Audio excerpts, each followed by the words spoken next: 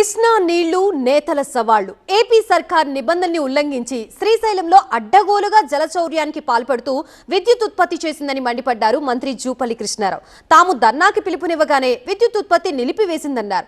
Jupally వ్యాఖ్యలకి counter ఇచ్చిన BRS నేతలు AP అక్రమంగా నీళ్లు తీసుకువెళుతున్నప్పుడు అడ్డుకోకుండా ఇప్పుడు డ్రామాలెందుకని ఫైర్ అయ్యారు గులాబీ నేతలు. మరోవైపు శ్రీశైలంలో ఏపీ సర్కార్ విద్యుత్ ఉత్పత్తిపై మాట్లాడేందుకు ఏపీ మంత్రి నిమ్మల నిరాకరించారు. శ్రీశైలం జలాశయం నుంచి ఏపీ ప్రభుత్వం అక్రమంగా నీటిని తరలిస్తూ విద్యుత్ ఉత్పత్తి చేసిందన్నారు మంత్రి జూపల్లి కృష్ణారావు. నీటి మట్టం తగ్గినప్పుడు విద్యుత్ ఉత్పత్తి చేయకూడదనే నిబంధన ఉన్నా ఏపీ ప్రభుత్వం దాన్ని ఉల్లంఘించిందన్నారు. ఏపీ సర్కార్ చర్యల వల్ల తెలంగాణలో పంటలు ఎండిపోతున్నాయని ఆవేదన వ్యక్తం చేశారు. గత ప్రభుత్వం నిర్లక్ష్యం వల్లే ఏపీ అలుసుగా తీసుకుందన్నారు. So minimum draw levels maintain చేస్తామని గవర్నమెంట్ చెప్పింది, కానీ స్పష్టంగా ఆర్డర్ కూడా జరిగింది. కానీ దీని బినగా ఒకవైపునేమో మెయింటైన్ చేస్తామని చెప్తా ఉన్నారు, ఇంకోవైపునేమో అక్రమంగా తోడేసే కార్యక్రమం చేస్తూ ఉన్నారు.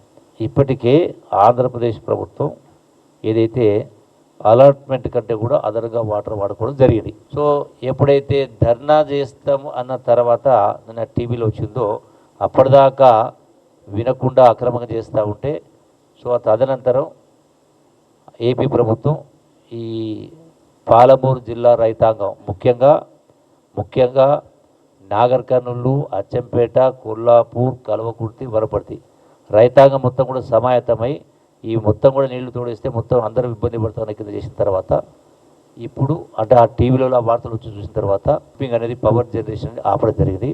ఏపీ సర్కార్ మళ్లీ నీటి దోపిడీకి పాల్పడితే పాలమూరు రైతులతో ప్రాజెక్టును ముట్టడిస్తామన్నారు మంత్రి జూపల్లి కృష్ణారావు. ఎప్పుడైతే వాళ్ళు రియాక్ట్ కాలేదు కాబట్టి మేము ఈ పద్ధతికి నిర్ణయించుకోవడం జరిగింది. సంతోషం, ఇప్పటికైనా మీరు గుర్తించింది కాబట్టి ఇటువంటి అక్రమాలకు ఇంకోసారి పాల్పడితే మాత్రం ఖచ్చితంగా రైతాంగం, ప్రభుత్వము, పార్టీ, రైతాంగం అందరూ కూడా సమిష్టిగా పోరాటం చేసే కార్యక్రమం చేసి మా హక్కుల్ని, రైతుల హక్కుల్ని, ప్రజల తాగునీటి అవసరాలను కాపాడుకునే కార్యక్రమం చేస్తూనే మరొకసారి హెచ్చరిస్తా ఉన్నాం. కృష్ణా నీళ్లను ఏపీ దోచుకెళ్లాక ఇప్పుడు ధర్నా చేసి ఏం ఉపయోగమని ప్రశ్నించారు మాజీ మంత్రి నిరంజన్ రెడ్డి. నీటిని అక్రమంగా తీసుకెళ్తున్నప్పుడు పట్టించుకోకుండా ఇప్పుడు డ్రామాలు చేస్తే ప్రజలు నమ్మరన్నారాయన.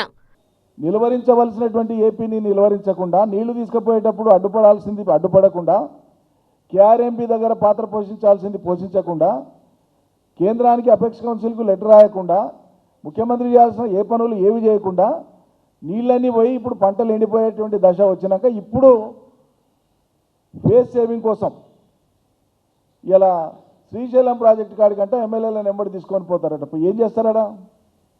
అది కూడా మీరు పోయేది ఆంధ్ర ప్రాంతానికి పోతున్నారు, అవతల ప్రాంతానికి పోతుండ్రా? అవతల ప్రభుత్వం దగ్గర పోయి ధర్నా చేస్తుండ్రా?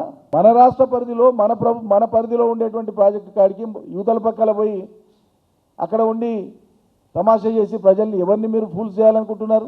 ఏపీ సర్కార్ నీటి దోపిడీకి కాంగ్రెస్ నేతలు సహకరిస్తున్నారని ఆరోపించారు నిరంజన్ రెడ్డి. తెలంగాణ ప్రభుత్వం పోయి తెలంగాణ ప్రాంతంలో తెలంగాణ ప్రాజెక్టు కాడ ధర్నా చేస్తారట. ఇంతకంటే జోక్ ఉంటుంది అన్న? ఈ చేసేదేదో ఢిల్లీలో చేయి, ఈ చేసేదేదో పోయి అమరావతి కాడ చేయి. ప్రజలంతా ఎడ్డోళ్ళు అనుకోని మీ బుద్ధి ఉన్నట్టు ప్రవర్తిస్తారా? తెలంగాణను పాలిస్తుంది రేవంత్ కాదు చంద్రబాబు అన్నారు ఆర్ఎస్ ప్రవీణ్ కుమార్.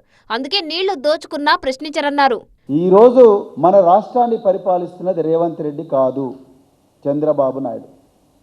ఇది వాస్తవం. ఏ ఆంధ్ర పెత్తందారులకు వ్యతిరేకంగా, వాళ్ళ దోపిడీకి వ్యతిరేకంగా తెలంగాణ ప్రజలు వీరోచితంగా పోరాటం చేసి 1300 మంది అమరవీరులు త్యాగాలు చేసి కేసీఆర్ గారి నాయకత్వంలో లక్షలాది మంది ప్రజలు రోడ్లెక్కి తెలంగాణను సాధించుకుంటే మళ్ళీ ఒకసారి ఆంధ్ర ప్రాంతంలో ఉండే పెత్తందారులకు, మరి ముఖ్యంగా ఇప్పుడు చంద్రబాబు నాయుడు చేతికి ఇచ్చి రేవంత్ రెడ్డి లాంటి ఒక పప్పెట్ ఇక్కడ పెట్టుకొని ఆయన ద్వారా చేస్తుంది. కాంగ్రెస్ ప్రభుత్వం కృష్ణా, గోదావరి జలాల విషయంలో తెలంగాణ ప్రయోజనాలను ఏపీకి తాకట్టు పెట్టిందన్నారు మాజీ మంత్రి హరీష్ రావు. మరోవైపు జలచౌర్యమంటూ తెలంగాణ సర్కార్ చేసిన ఆరోపణలపై స్పందించడానికి మంత్రి నిమ్మల నిరాకరించారు. No comment అనేశారు.